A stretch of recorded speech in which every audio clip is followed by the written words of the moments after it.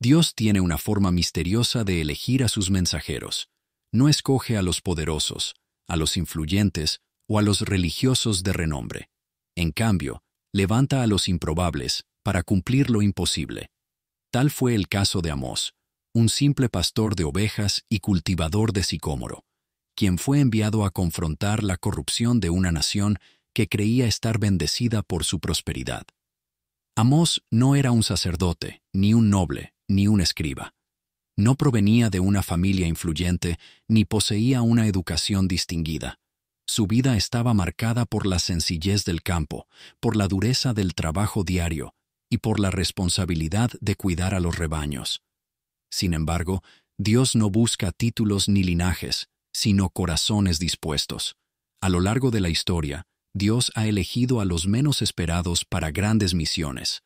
Usó a Moisés, un hombre tartamudo, para liberar a su pueblo; a David, un pastor de ovejas, para vencer a un gigante; y ahora, a Amós, un hombre del campo, para desafiar a una nación entera. Muchos consideran que la prosperidad es señal inequívoca de la aprobación divina. Pero, ¿y si esa riqueza es solo una fachada que esconde decadencia moral? ¿Y si los templos llenos y las ofrendas abundantes no son prueba de la piedad, sino de la hipocresía? El pueblo de Israel se había convencido de que su éxito material era testimonio del favor de Dios. Sus palacios eran majestuosos, sus mercados estaban llenos y sus templos resplandecían con sacrificios. Pero lo que no veían era que su corazón se había alejado de la justicia y la misericordia. Porque vosotros decís: somos ricos, y nos hemos enriquecido, y de ninguna cosa tenemos necesidad, y no sabéis que sois desventurados, miserables, pobres, ciegos y desnudos. Apocalipsis 3:17. Dios mira más allá de las apariencias, no se deja engañar por las riquezas, ni por la pompa de los rituales. Lo que busca es la verdadera fe, el amor genuino por el prójimo y la justicia que fluye del corazón. Y cuando ve que su pueblo se ha apartado, no duda en levantar a un profeta para proclamar la verdad. Así fue como Amós, un hombre común, se convirtió en la voz de Dios en una generación corrupta. Su llamado nos recuerda que la prosperidad sin justicia es una ilusión y que, a los ojos del Señor, el verdadero valor de una nación no se mide por su oro, sino por su rectitud. En la época de Amós, Israel vivía lo que podría considerarse su era dorada. El comercio prosperaba, los templos estaban repletos de ofrendas y la aristocracia vivía en lujosos palacios. Pero tras esa imagen de esplendor, la nación estaba podrida por dentro. La desigualdad se había convertido en un pilar del sistema, donde los ricos acumulaban más poder, mientras los pobres eran explotados y vendidos por precios irrisorios. Venden por dinero al justo y al pobre por un par de sandalias. Amós 2:6. La justicia se compraba y se vendía al mejor postor, y la religión se había convertido en una formalidad vacía, un espectáculo para encubrir la corrupción moral de la sociedad. Los jueces dictaban sentencias injustas en favor de los poderosos. Los comerciantes alteraban las balanzas para obtener mayores ganancias. Los ricos vivían en opulencia, mientras los pobres morían de hambre a las puertas de sus palacios. Sin embargo, el pueblo estaba convencido de que su prosperidad era prueba de la bendición divina. Fue en ese ambiente de engaño que Dios levantó a Amós. No fue un sacerdote, ni un noble, ni un escriba. No era un orador refinado, ni alguien con influencia política. Fue un hombre común, un pastor, un trabajador del campo. Sin embargo, su corazón había sido afinado en la soledad de los pastizales, donde aprendió a escuchar la voz de Dios y a discernir los tiempos. Mientras otros estaban cegados por la riqueza y el poder, Amós podía ver la verdad oculta bajo la opulencia. Veía la hipocresía de aquellos que celebraban grandes festividades religiosas, pero pisoteaban a los pobres y explotaban a los necesitados. Veía la injusticia de un sistema que despojaba a los más vulnerables, mientras sus líderes se regocijaban en su supuesta bendición. Su mensaje fue una confrontación directa contra una sociedad que había cambiado el significado de la justicia por el de la conveniencia. Dios no podía permanecer en silencio ante tal degradación moral. Y así, en la aparente calma de una nación que se creía segura, la voz de Amós resonó como un trueno, anunciando el juicio inminente sobre Israel. Buscad lo bueno, y no lo malo, para que viváis, y así Jehová Dios de los ejércitos estará con vosotros. Amós 5:14. No soy profeta, ni hijo de profeta, sino que soy boyero y recojo higos silvestres. Pero Jehová me tomó de tras el ganado, y me dijo, Ve y profetiza a mi pueblo Israel. Amós 7:14-15. Amós fue enviado con una misión clara: denunciar 3 grandes pecados que condenaban a Israel: la hipocresía religiosa, la injusticia social y la falsa seguridad espiritual. Su llamado no fue gradual, fue un rugido divino que sacudió su ser. Desde su vida sencilla en los campos, Amós fue elegido para hablar ante reyes y sacerdotes. No tenía la preparación de los profetas reconocidos, ni el respaldo de una familia de linaje profético, pero tenía algo que muchos líderes habían perdido: la capacidad de escuchar la voz de Dios y la valentía de proclamarla sin temor. Ruge el león: ¿quién no temerá? Habla Jehová el Señor: ¿quién no profetizará? Amós 13:8. El llamado de Amós no fue opcional, fue una orden directa de Dios. Su vida cambió radicalmente de un día para otro. Pasó de cuidar ovejas a confrontar la corrupción, de recolectar higos a denunciar a los poderosos. No buscó esta tarea, pero Dios lo tomó y lo envió. Enfrentó desprecio, oposición y amenazas. Sin embargo, no se dejó intimidar. Él sabía que no hablaba por sí mismo, sino como portavoz del Altísimo. Su historia nos recuerda que Dios no elige a los capacitados, sino que capacita a los elegidos.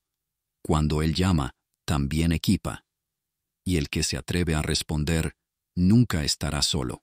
Cuando Amós llegó a Betel, el centro religioso del Reino del Norte, utilizó una estrategia brillante.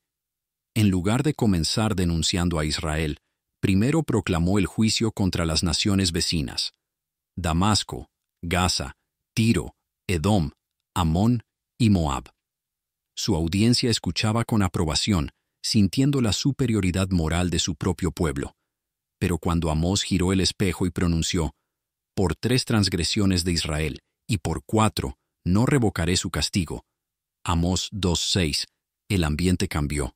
Los ricos y poderosos se sintieron atacados. ¿Cómo se atrevía este campesino a cuestionar su prosperidad? ¿Cómo osaba decir que su riqueza y éxito no eran prueba del favor divino, sino evidencia de corrupción y opresión? El aire se tornó tenso. Lo que comenzó como una asamblea de aprobación se convirtió en un juicio contra el profeta. Las palabras de Amós no eran suaves ni diplomáticas. Denunciaba la venta de los pobres por ganancias ridículas, la explotación de los necesitados y el abuso de los poderosos. Pisotean en el polvo de la tierra la cabeza de los desvalidos y tuercen el camino de los humildes. Amós 2:7. Sus acusaciones eran precisas y sin rodeos. No hablaba en parábolas, sino con una claridad que no dejaba espacio para la negación. Los líderes religiosos y políticos estaban acostumbrados a profetas complacientes, a hombres que confirmaban sus caminos en lugar de confrontarlos. Pero Amós no buscaba ganarse su favor. Su misión era proclamar la verdad, aunque le costara la vida. El mensaje de Amós era incómodo porque exponía una realidad que pocos querían aceptar.